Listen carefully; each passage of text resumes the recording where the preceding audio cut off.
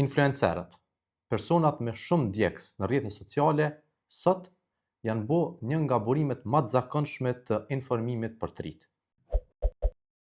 Por përmbajtja e tyre shpesh e përzihen argëtimin me fakte të rreme duke krijuar konfuzion. Në këtë mënyrë, të rinjt rrezikojnë me i kriju bindjet e tyre politike shoqërore mbi bazë të përmbajtjeve të paverifikuara. Një studim i UNESCO-s i kryer në vitin 2024 përfshiu 500 krijues digital nga 45 vende, secili prej tyre me mbi 1000 ndjekës. E ky studim zbuloi një fakt shqetësues. 62% e këtyre influencerëve nuk i kontrollojnë faktet e përmbajtjeve para se me i nda ato me publikun e tyre. Madje thuhet se në disa raste, si në Amerikë e Evropë, pikërisht këta influencer kanë ndiku narrativat politike, elektorale e shëndetësore me postime të pavërteta. Ndërkohë, një tjetër studim i kryer vitin e kaluar nga Pew Research Center, ku morën pjesë afro 11.000 amerikanë, rezultoi se afro 40% e tyre marrin informacione drejt për drejt nga influencerët, e jo nga gazetarët apo mediat kredibile. Sipas këtij raporti, ky fenomen është i përhapur pikërisht te të rinjt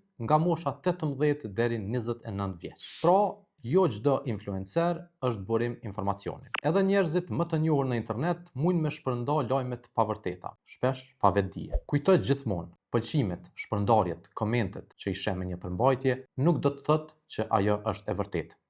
Verifiko përpara se të besosh.